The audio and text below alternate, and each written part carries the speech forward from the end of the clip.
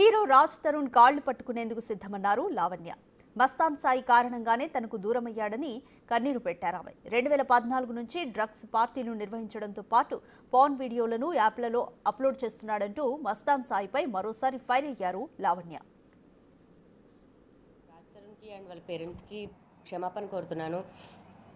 నా పైన ఆయన ఒక డ్రగ్ కేసు రాజ్ తరుణ్ చేయించాడు అనే ఒకే కారణంతో అండ్ ఇంటికి వచ్చేసరికి అతను ఇంట్లో లేకపోవడంతో నాకు దూరం అయిపోతున్నాడు అనే ఒక్క భయంలో రాజ్ తరుణ్ పైన కేసు పెట్టాను.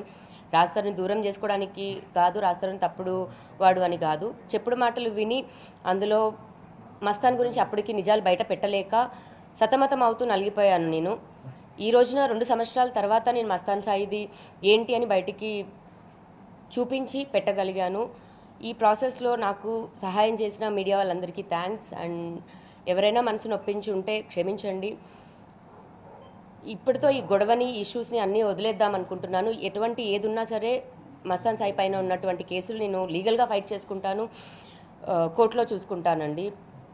దయచేసి ఇంకా ఎటువంటి యూట్యూబ్ ఛానల్స్లో కూడా నేను నా సెల్ఫ్ కన్ఫెస్ చేసుకున్న తర్వాత కూడా యూట్యూబ్ ఛానల్లో లావణ్య అలాంటిదని ఆడియో కాల్స్ తీసుకొచ్చి బయట పెడుతున్నారు. మస్తాన్ సాయి హార్డ్ డిస్క్ లేదా ఎవిడెన్సెస్ కలెక్ట్ చేసుకునే ప్రాసెస్లో నేను ఏదైనా చేసి ఉండొచ్చు, బట్ నా మెయిన్ కారణం మస్తాన్ సాయిది బస్ చేయడమే. అతను వీడియోస్ ఎందుకు చేస్తున్నాడో, ఆ వీడియోస్ చేయగల ప్రధాన కారణం ఏంటి, అవి ఎక్కడ అప్లోడ్ అవుతున్నాయి, రెడ్ ప్లే యాప్ ఏంటి, రెడ్ ప్లే యాప్లో అతను ఇలా ప్రైవేట్గా తీసిన వీడియోస్ అన్నీ అందులో ఎందుకు అప్లోడ్ చేస్తున్నాడు, మెయిన్ అది బయటికి రావాల్సింది పోయి మళ్ళీ తిరిగి ఇందులో లావణ్య చుట్టే తిరుగుతుంది. నేను మస్తాన్ సాయి దగ్గర తనతో సహా 44 మంది అమ్మాయిల నగ్న వీడియోలు ఉన్నాయంటూ మరో బాంబు పేల్చారు లావణ్య. అతని వేధింపులు తట్టుకోలేక 4 అమ్మాయిలు విదేశాలకు వెళ్లిపోయారని చెప్పారు. మస్తాన్ సాయి నుంచి తనకు ప్రాణహాని ఉందన్నారు. Mastan Sai case 376 last year 2023లో అయిందండి.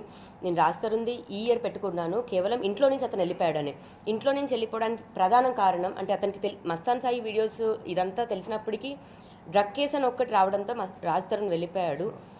సో ఆ ఒక్క కేసుది మాత్రమే నాకు నిజం ఏంటని తెలిసింది, అది రాజ్ తరుణ్ కాదు అని తెలిసింది. రాజ్ తరుణ్ పైన తీసుకుంటున్నాను. మస్తాన్ సాయి పైన పెట్టిన కేసు తర్వాతే మా జీవితాలన్నీ ఇన్ని అయ్యాయి అండ్ ఇన్ని తప్పుడు కేసులు వచ్చాయి. ఇవన్నీ నేను కోర్టులోనే చూసుకుంటాను. చివరిగా కోర్టు ఏ శిక్ష విధిస్తే అది ఆఖరికి నాతో అయినా సరే నేను రెడీగా ఉన్నాను. ఖచ్చితంగా అండి. మస్తాన్ సాయి నా పైన చేసిన దాడులు అంటే అందరికీ కనిపించవచ్చు, నువ్వు మస్తాన్ సాయితో బాగానే మాట్లాడుతున్నావు కదా, వీడియో కాల్స్లో కూడా బాగానే మాట్లాడుతున్నావు కదా అని. నా పైన ఎంతైతే దాడి జరిగిందో అది నా ఒక్కదానికే తెలుసు. నేను హాస్పిటల్కి వెళ్ళాను, అన్ని వాటిల్లో ఎమ్మెల్సీ కూడా చేయించుకున్నాను. నా ఒంటిపైన దెబ్బలు ఇప్పటికీ క్రూరంగానే ఉన్నాయి. అండ్ అవి కోపంతో కొట్టే దెబ్బలు కాదు, ఒక మనిషిని హతమార్చాలని చేసిన దెబ్బలే. అంటే డబ్బులు అందరికీ ఉంటాయి, ఆ డబ్బులు ఎవరి వాళ్ళ లగ్జరీ లైఫ్నో లేకపోతే వాళ్ళు బెటర్ లైఫ్ని లీడ్ చేయడానికి యూజ్ చేసుకుంటే బాగుంటుంది. అవతల అంతం చేయడానికి లేకపోతే అవతల కరెక్ట్ మాట్లాడితే తప్పు అని నన్ను చంపేస్తారు అన్నదానికి యూజ్ చేస్తున్నారు. గుంటూరులో నేను కేసు పెట్టినప్పుడు 20 మంది అటాక్ వచ్చారు, నువ్వు గుంటూరు ఎలా దాడతావు అని. నేను కేసుకి కానీ వాయిదాకి కానీ ఎలా వెళ్ళగలను నాకు ఇంత ప్రాణహాని ఉన్నప్పుడు? నేనే సెల్ఫ్గా ఇన్వెస్టిగేట్ చేశాను. ఇతను చేస్తున్న ప్రతి క్రైమ్ యాప్స్తో సహా ఇన్ డీటెయిల్డ్ పెట్టాను. ఇప్పుడు ఇవన్నీ డిజిటల్. ఇప్పుడు వాళ్ళ మమ్మీ డాడీ కానీ ఎవరైనా అనుకోవచ్చు. నేను అందరికీ చెప్తున్నాను, ఇది అంతా డిజిటల్ క్రైమ్ అండి, ఇందులో నుంచి ఎవరూ తప్పించుకోలేరు. అతను చేసిన యాప్ ఇప్పుడు అతను సర్వర్ డౌన్ చేసినప్పటికీ అందులో నుంచి అతను అప్లోడ్ చేసిన ప్రతి వీడియో అతను తప్పించుకోలేడు. వాళ్ళ మమ్మీ డాడీ వచ్చి మా కొడుకు ఇది చేయలేదు, అందులో మా కోడలిది ఉంటుంది, అతని గర్ల్ ఫ్రెండ్ ఉంటుంది బహిరంగ వాళ్ళే చెప్తున్నారు. ఆ 2 అమ్మాయిలదే ఉంటే మీరు ఏం చెప్పినా నేను సిద్ధంగా ఉంటాను. నేను నా కళ్ళతో చూసింది 44 మంది అమ్మాయిలు.